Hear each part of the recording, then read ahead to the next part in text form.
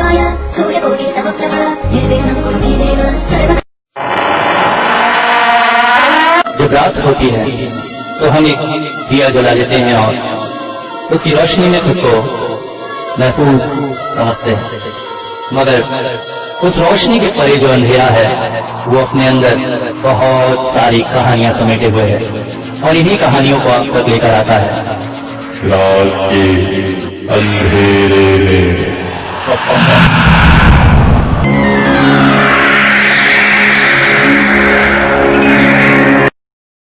दोस्तों, हम सबकी अलग अलग तरह की हॉबी होती है। किसी को गाना पसंद है, किसी को नाचना, किसी को खेलना, तो किसी का आप लोगों की तरह मेरी हॉरर स्टोरीज सुनना, किसी को गार्डनिंग पसंद है। जी हाँ, गार्डनिंग, पेड़ पौधे। मगर क्या हो अगर आपकी ये गार्डनिंग का शौक ही आपके घर पर एक मुसीबत बनकर छा जाए। मिस्टर सान्याल और मिसेस सान्याल लंदन में जॉब करते थे। उन दिनों उनकी मुलाकात एक कंपनी के प्रोजेक्ट के दौरान हुई थी। नजरें मिले तो दोनों को लगा कि शायद इसमें कुछ है जिससे बात आगे बढ़ाई जा सकती है। फिर मेल मुलाकातें होने लगी और बात शादी तक पहुंच गई। दोनों बहुत अच्छे पद पर काम करते थे, जिंदगी अच्छी ही चल रही थी। फिर एक दिन घर में आया उनका बेटा रंजन और इसके कुछ साल बाद आई बेटी रंजना। घर जैसे पूरा हो गया था। लंदन जैसे शहर में अच्छी नौकरी, अच्छा जीवन, और किसी को क्या चाहिए। मगर कहते हैं ना, वक्त हमेशा एक जैसा नहीं रहता है। जैसे ही कोरोना फैलने की बात हुई तो सारे भारतीयों को वापस भारत बुलाया जाने लगा। अपनी जड़ से कटकर एक बार फिर से नई जगह जाकर बसने की उपापोह में मिस्टर और मिसेस सान्याल लग गए। किसी तरह से लंदन का सारा काम समेटकर भारत वापस आ गए। कोरोना की वजह से जिंदगी बड़ी मुश्किल में कटी कुछ महीने, मगर अब धीरे धीरे परिस्थितियां बदलने लगी हैं। यहां रहते हुए अगस्त महीने से मिस्टर सान्याल ने एक छोटी सी बिजनेस चालू किया है। ऊपर वाले की दया से यहां भी वो अब धीरे धीरे पनपने लगे हैं। मिसेस सान्याल ने भी एक फर्म में नौकरी ज्वाइन कर ली है। अब दोनों जॉब पर निकल जाते हैं। ऐसे में बच्चों की देखभाल के लिए घर में आया कनिका है। कनिका भी उनके घर के सदस्य से ही बन गई है। बच्चों के साथ तो वो बहुत ही घुल मिल गई है। दिन भर बच्चों की सारी टेंशन दोनों कनिका पर ही छोड़ देते हैं। बच्चों का नाश्ता, उठना, खाना पीना, खेलना कूदना और ऑनलाइन क्लासेस। इन दिनों स्कूल तो खुल नहीं रहे हैं, इसलिए ऑनलाइन ही पढ़ाई चल रही है।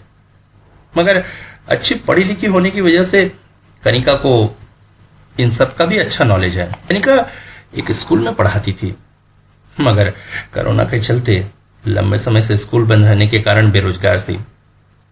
इस काम के मिलने से उसके जिंदगी को भी एक सहारा मिल गया था। और मिस्टर सान्याल का भारत आने के बाद अपना पुराना शौक जाग उठा था। जब इस घर को उन्होंने खरीदा था तो घर के लेफ्ट साइड वाली जमीन देखकर वो काफी खुश हो गए थे। उस जमीन को अच्छी काली मिट्टी से पाट कर उन्होंने एक अच्छा सा गार्डन तैयार कर लिया था, जिसमें तरह तरह के पेड़ पौधे वो लगाते जा रहे थे। दिन भर तो वैसे ऑफिस में रहते थे, इस वजह से ज्यादा समय नहीं मिल पाता था, मगर शाम को आकर अपने गार्डन में वो हमेशा काम करते थे। और इसके लिए गार्डन में एक तेज रोशनी की व्यवस्था भी थी और बीच में एक अच्छा सा चेयर भी लगा लिया था। कभी कभी खाली समय या संडे के दिन या फिर रात में नींद टूट जाए तो गार्डन में आकर बैठ जाते थे। गार्डन की ठंडी ठंडी हवा, अलग अलग तरह के फूलों की खुशबू उनके मन को बहुत ही प्रसन्न कर देती थी। माली भी आकर अक्सर गार्डन की देखभाल कर जाता था। गार्डन इनके घर के लेफ्ट हिस्से में था। इधर से दीवार थोड़ी सी नीची थी, इस वजह से मुख्य सड़क दिखाई देती थी।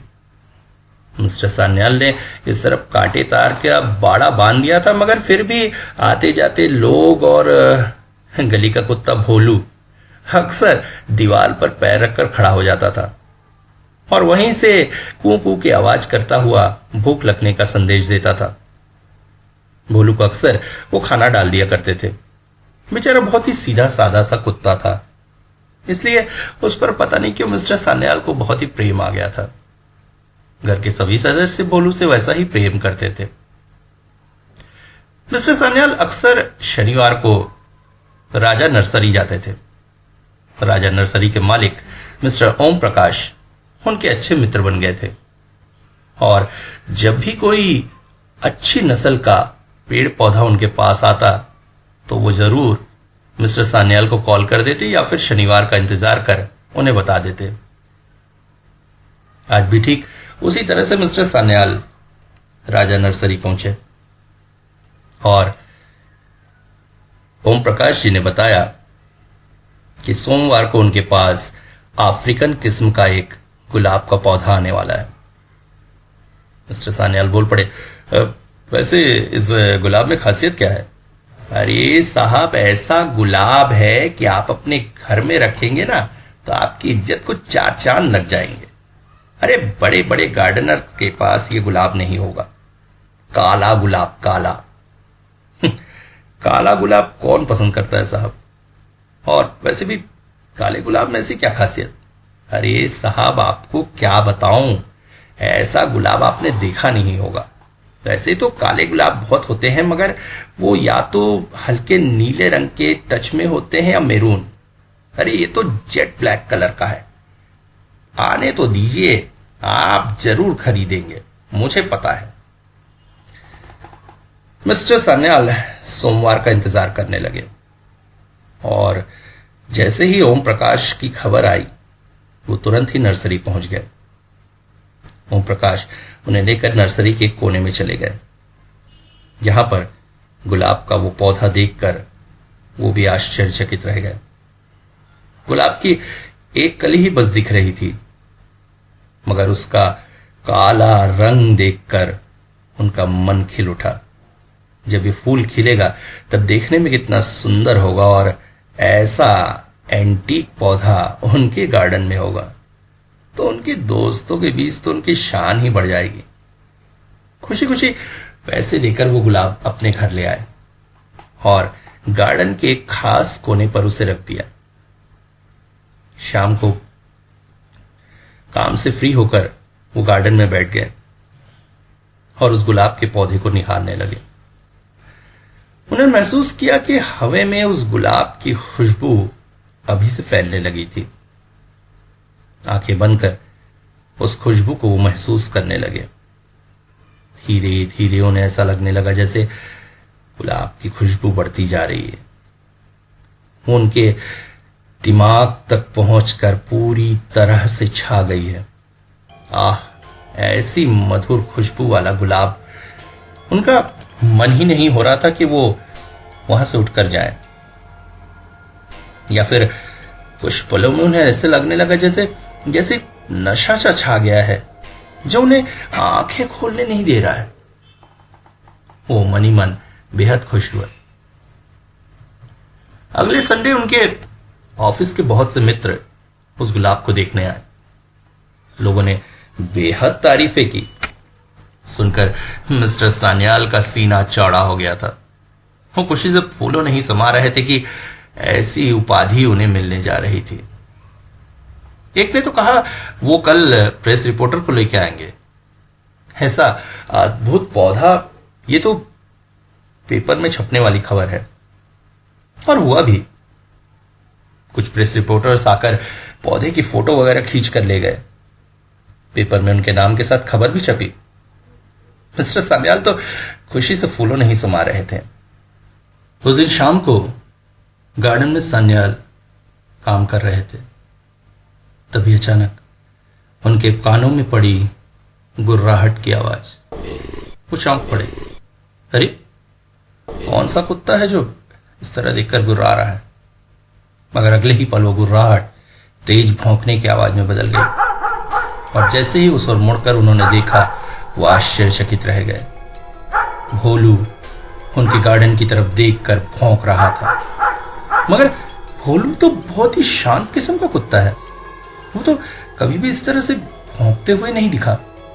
मगर जैसे ही सान्याल ने उसकी ओर देखा, वो चौंक से गए। भोलू की आंखों में अजीब सी खूंखारपन था, जैसे जैसे किसी चीज से वो बेहद चिढ़ गया है और देखकर भौंक रहा है।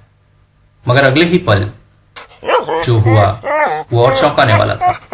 भोलू अचानक ही पलटकर वापस दौड़ा और अब की बार बहुत तेज रोने की आवाज के साथ, जैसे जैसे किसी बहुत ही डरावनी चीज को देखकर डरकर वहां से भागा हो। उस दिन संडे का दिन था।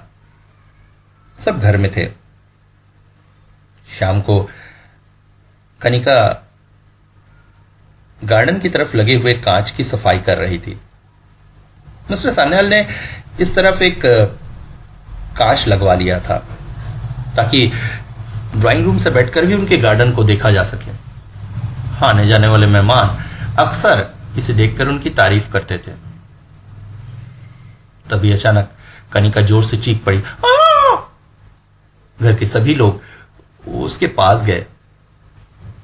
कनिका ने बताया कि गार्डन में उसे अचानक ही अजीब सी हलचल दिखाई दी।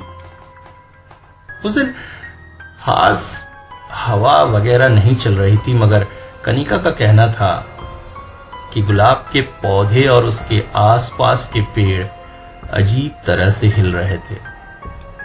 उसे ऐसा लगा जैसे जैसे कोई उधर छुपा हुआ है। वो कांच की तरफ से उसके पास जाकर गौर से देखने लगी तो उसने देखा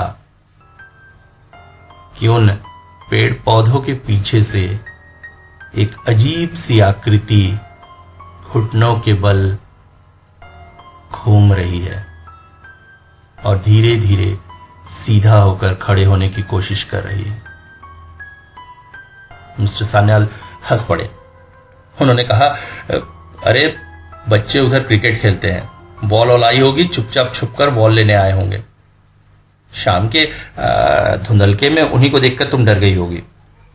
वो गार्डन में जाकर घूमने भी लगे, मगर उन्हें कुछ खास दिखाई नहीं दिया। हालांकि कांटा तार लगा होने के बाद भी कभी कभी उस तरफ के मैदान में खेलते बच्चों की बॉल आ जाने से बच्चे कूद कर इधर आ जाते हैं। एक बार तो बॉल खोजने के नाम पे उनके घर पे ना होने पर गार्डन पूरा ध्वस्त हो गया था। मगर गार्डन घूमकर उन्हें ऐसा कुछ भी दिखाई नहीं दिया। सारे पेड़ पौधे अपनी जगह स्थिर ही थे।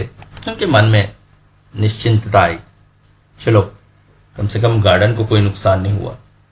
मगर इन बच्चों को अच्छे से डांटना पड़ेगा, अब तो हद होती जा रही है। इस घटना को 1-2 दिन बीत गए। गुलाब की वो कली फूल बनकर खिल चुकी थी। उसकी मदमाती खुशबू पूरे गार्डन को महका रही थी। अक्सर शाम को मिस्टर सान्याल गार्डन में बैठकर उस खुशबू का आनंद लेते थे। सच में एक अजीब सा नशा था उस खुशबू में। मगर अजीब बात यह थी कि 2-3 दिन हो जाने के बाद भी गुलाब का वो फूल बासी नहीं हो रहा था। उसकी ताजगी वैसे ही बनी हुई थी। उस दिन शाम को ऑफिस से आकर मिस्टर सान्याल चौंक पड़े। कनिका को तेज बुखार था। मिस्टर सान्याल ने बताया कि गार्डन की सफाई करते हुए कनिका ने अचानक ही गुलाब के पौधे को छू लिया था और एक कांटा उसके हाथों में गड़ गया था। पर आश्चर्य, मिस्टर सान्याल ने जब कनिका के हाथों में कांटे वाले हिस्से को देखा तो वो चौंक पड़े। ये क्या क्या गुलाब का एक कांटा इतना गहरा घाव कर सकता है? डॉक्टर ने कनिका को कुछ दवाइयां और टेस्ट लिख कर दिए हुए थे। सारे टेस्ट नॉर्मल ही आए, मगर कनिका का बुखार उतरने का नाम नहीं ले रहा था। तभी मिस्टर सान्याल ने देखा कि गुलाब के उस पौधे पर एक और कली उगाई थी। उस दिन रात में मिस्टर सान्याल अचानक ही उठ गए।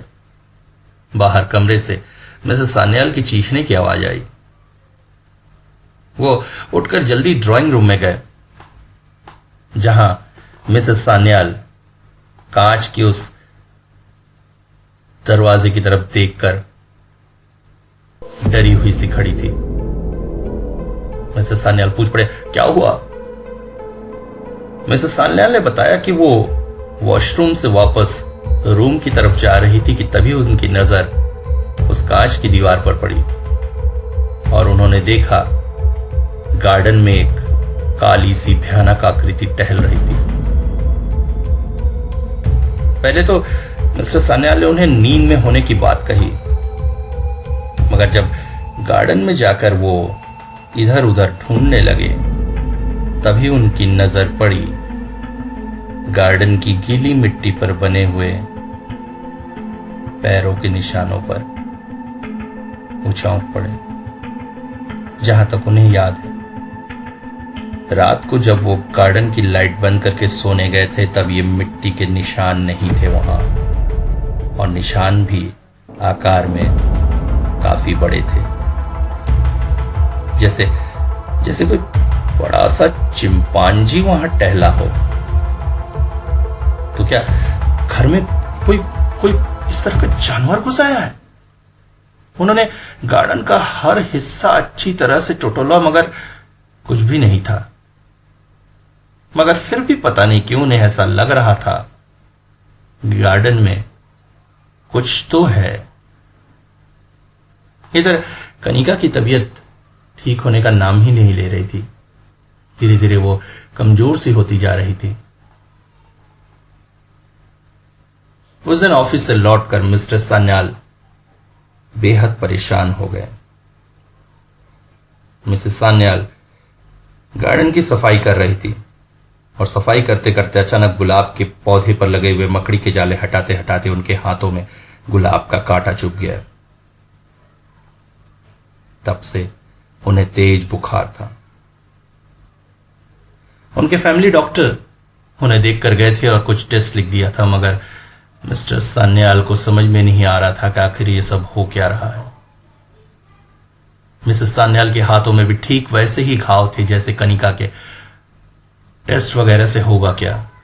आज तक कनिका का बुखार तो ठीक नहीं हुआ है। मिस्टर सान्याल अब परेशान हो चुके थे।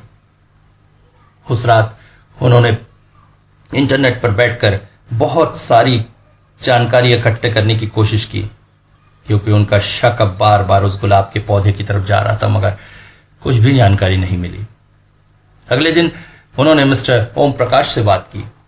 जब सारी घटना उन्होंने सुनी तो वो चौंक पड़े और उन्होंने कहा, मुझे जितनी जानकारी थी वो मैंने आपको बता दी, मगर हां, जहां से ये पौधा आया मैं जल्द से जल्द जानकारी इकट्ठे करने की कोशिश करता हूं। पौधा अफ्रीकन गुलाब का था, इसलिए कोई ऐसा आदमी ही इसके बारे में ज्यादा जानकारी दे सकता था जो अफ्रीका से हो, मगर ऐसा कौन है? तभी अचानक मिस्टर सान्याल के दिमाग में कौन गया? मोम्बासो का नाम। इंग्लैंड में रहते हुए मोम्बासो उनका कलीग था। कोरोना के बाद से वो अफ्रीका चला गया था और उसके साथ संपर्क टूट गया था। उस दिन मिस्टर सान्याल ने ऑफिस से छुट्टी ले ली। पूरा दिन बैठकर वो सोशल मीडिया पर मोम्बासो को खंगालते रहे। कहते हैं ना, there is a will there is a way. उन्होंने मोम्बासो का फोन नंबर किसी तरह से प्राप्त कर लिया। रिंग बजी तो उधर से आवाज आई, हेलो, हु इज दिस? मोम्बासो, आई एम सान्याल। सान्याल, याद है हम साथ में काम करते थे? Oh yes yes, I remember you. इसके बाद मोम्बासो ने जो कुछ बताया उसे सुनकर सान्याल ने अपना सिर पकड़ लिया। मोम्बासो ने बताया कि वो गुलाब बहुत ही अभिशप्त प्रजाति का है। अफ्रीका के किसी भी घर में उस गुलाब को जगह नहीं दी जाती है, मगर कुछ लालची लोग इनकी खेती करके इसे विदेशों में सप्लाई करते हैं। अफ्रीकी मान्यता अनुसार उस गुलाब के पौधे में अब देवता का निवास है, जो सिर्फ औरतों को ही दिखाई देता है और औरतों का खून पीता है। गुलाब के कांटा जिस औरत के शरीर में लग जाता है, अब देवता की शक्ति उसके शरीर में घुस जाती है और धीरे धीरे उसकी जीवन शक्ति सोखने लगती है, और इसी के जरिए गुलाब का पौधा जीवित रहता है। ये शक्ति ही गुलाब के फूल को ताजगी देती है, जिसकी वजह से वो कई महीनों तक खिलने के बाद वैसा ही रहता है। गुलाब का एक पौधा एक औरत की शक्ति से ही जीवित रहता है, इसलिए पौधे में अपने आप फूल बढ़ने लगते हैं, और जितनी संख्या में फूल खिलते जाते हैं, घर के उतनी ही महिला सदस्यों को गुलाब का पौधा आकर्षित करता है। वो अनजाने में ही उस पौधे की ओर खींची चली आती है और उसका कांटा उसके शरीर में चुभ जाता है और फिर उसे तेज बुखार आना शुरू हो जाता है। सुनकर सान्याल अंदर तक कांप गए थे। कनिका और उनकी पत्नी दोनों पिछले लंबे समय से बुखार से तड़प रहे थे। उनका शरीर धीरे धीरे कमजोर होता जा रहा था। सान्याल ने पूछा कि वो इससे छुटकारा कैसे पा सकते हैं। मोम्बासा ने बताया कि छुटकारा पाना बहुत मुश्किल है। गुलाब के पौधे को जला डालना ही एकमात्र तरीका है इस शैतानी पौधे से मुक्ति पाने का, मगर उसे जलाना इतना आसान नहीं है। सान्याल अब पूरी बात समझ चुके थे। उन्हें पुरुष होने के कारण कभी उस गुलाब की अपशक्ति के दर्शन नहीं हुए, मगर उसकी उपस्थिति का एहसास उन्हें हमेशा होता था। कनिका भी अनजाने रूप से खींची चली गई थी गुलाब के पौधे की तरफ, और मिसेस सान्याल को आकृति दिखी थी, वो असल में वही अब देवता की आकृति थी। मिसेस सान्याल भी अनजाने में ही उस गुलाब के पौधे की तरफ गई थी। सान्याल हाथों में पेट्रोल का जैरिकेन लिए गार्डन में खड़े थे। गुलाब के पौधे पर उनकी नजर पड़ते ही साथ उनका शरीर अंदर तक कांप चुका था।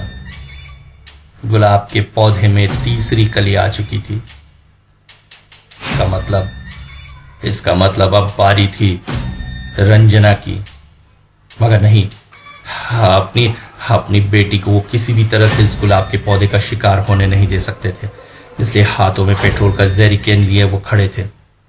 उन्होंने पूरा पेट्रोल उस गुलाब के पौधे पर छिड़क दिया और जैसे ही माचिस जलाकर उस ओर फेंका, तेज हवा चलने लगी पूरे गार्डन में।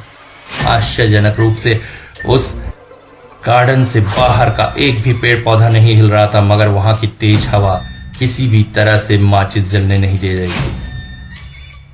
इसके बाद उन्होंने कुल्हाड़ी लेकर उस पौधों को काटने की कोशिश की, पौधे का गमला उठाकर फेंकने की कोशिश की, मगर गमला जैसे जमीन से चिपक गया था।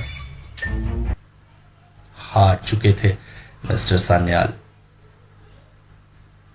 उस दिन अचानक ड्राइंग रूम में बैठे हुए वो सोच रहे थे क्या करें कि तभी उनकी नजर पड़ी रंजना पर, जो गार्डन में टहल रही थी और अचानक ही उस गुलाब के पौधे की तरफ देख रही थी। मिस्टर सान्याल दौड़ कर गए और रंजना को अपनी गोद में उठाकर बड़ी मुश्किल से वहां से बाहर ले आए। रंजना जैसे किसी मोहपाश में बनी हुई इस गुलाब के पौधे की तरफ खींची चली जा रही थी, मगर किसी हाल में अब वो रंजना को उस पौधे के पास नहीं जाने दे सकते थे। इसलिए उन्होंने गार्डन में ताला लगा दिया। सान्याल को समझ में नहीं आ रहा था आखिर इस मुसीबत से कैसे छुटकारा पाए। वो ऑफिस में होते हैं तो उनका पूरा ध्यान घर पर लगा रहता है। अगर किसी दिन रंजना ने गार्डन का दरवाजा खोल के गार्डन में प्रवेश कर गई तो अनर्थ होने से कोई नहीं रोक सकता है। तभी अचानक उनको ध्यान आया, कॉलेज के दिनों में पास ही की पहाड़ी में घूमने जाकर उन्हें एक आश्रम दिखा था। उनका दोस्त राजीव उन बाबा का बहुत भक्त था। हालांकि नास्तिक होने की वजह से सान्याल ने उन बाबा की ज्यादा जानकारी नहीं रखी थी, मगर पता नहीं क्यों उसे लगा जैसे वो बाबा ही उसकी मदद कर सकते हैं। मगर राजीव से भी तो संपर्क कटे कई साल हो गया है, कैसे खोजेगा वो राजीव को और उन बाबा का पता कैसे लगाएगा। आखिरी सहारा था सोशल मीडिया। एक बार फिर से सोशल मीडिया पर राजीव को खंगालते हुए एक नंबर मिला। नंबर पर कॉल लगाने पर नंबर स्विच ऑफ था। उन्होंने मैसेज छोड़ दिया, बेहद मुसीबत में हूं, तेरी मदद चाहिए। सवेरे करीब 6 बजे उन्होंने मैसेज डाला था। रात के 12 बजे जब वो सोने जा रहे थे तब तक कोई भी रिप्लाई नहीं था। सान्याल को समझ में नहीं आ रहा था कि अगर राजीव नहीं मिला तो वो क्या करेंगे कि तभी अचानक उनका फोन घनघना उठा। हेलो, हाँ सान्याल, मैं राजीव बोल रहा हूं, क्या हुआ? सान्याल ने सारी बात राजीव को बता दी। अगले दिन तुरंत ही वो सान्याल को लेकर बाबा से मिलने चले गए।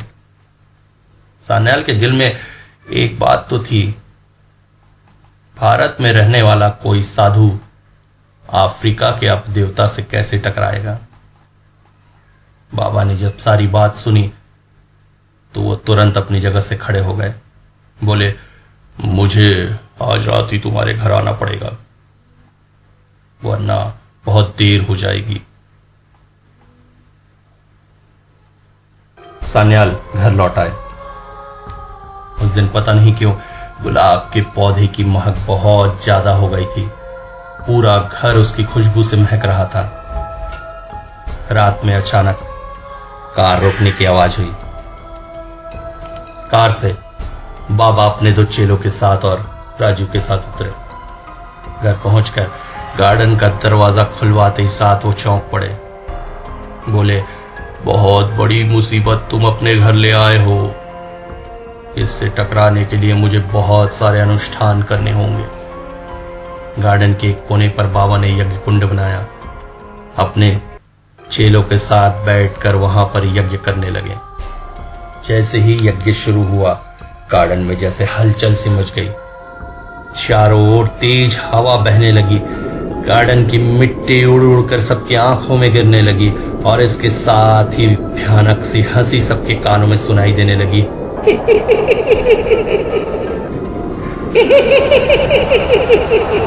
जैसे जैसे यज्ञ की प्रक्रिया आगे बढ़ती जाती थी, हंसी उतनी ही तेज होती जा रही थी। अब सबके कान झन्नाने लगे थे उस हंसी से। ऐसा लग रहा था जैसे उस हंसी में प्रतिकार के शब्द हो, जो ये कह रहे हो कि मेरा कोई कुछ नहीं बिगाड़ सकता है। मगर उसके बाद भी यज्ञ की प्रक्रिया चलती रही और थोड़ी ही देर में आश्चर्यजनक रूप से वो हंसी रोने की आवाज में बदलने लगी। जैसे कोई औरत बहुत दर्द में रो रही हो। और इसके साथ ही बाहर रो रहा था भोलू और बहुत सारे कुत्तों के भौंकने की आवाज आने लगी थी। आश्चर्यजनक रूप से गार्डन में हलचल थी, मगर गार्डन के बाहर के एक भी पेड़ पौधे नहीं हिल रहे थे। यज्ञ की प्रक्रिया चलती रही और तभी सबकी आंखों के सामने विस्मृत करते हुए उस गुलाब के पौधे में आग लग गई। धधक उठा वो और थोड़ी ही देर में जलकर खाक हो गया। अगले दिन माली गार्डन की सफाई करने आया था। सान्याल ड्राइंग रूम में बैठकर पेपर पढ़ रहे थे। माली आकर अचानक ही बोल पड़ा, बाबू, वो काला गुलाब का पौधा कहां गया? सान्याल ने कहा, तुम्हें वो सब जानने की जरूरत नहीं है। गार्डन की जरा अच्छे से सफाई कर दो, काफी गंदगी फैली हुई है। माली चौंक गया था। गार्डन में इतनी सारी धूल मिट्टी बिखरी हुई थी जैसे जैसे कल रात को आंधी आई हो। मगर कल तो मौसम बहुत ही अच्छा था। और हां, गार्डन में कुछ बोतलों में राख भरी पड़ी है, उन बोतलों को बहुत दूर ले जाके फेंकवाना है। जी बाबू, बाबा ने सान्याल से कहा था। गुलाब के पौधे से जो राख छरी है उसे बोतलों में भर दे और उन बोतलों को शहर से इतनी दूर ले जाकर फेंकवाए कि वो किसी भी इंसान के हाथ ना आ सके। माली अभी भी चिंतित था। उसे समझ में नहीं आ रहा था कि आखिर गुलाब का वो पौधा गया कहां, क्योंकि जिस जगह पर गुलाब का पौधा रखा गया था उस जगह पर गिरा हुआ था बहुत सारा खून।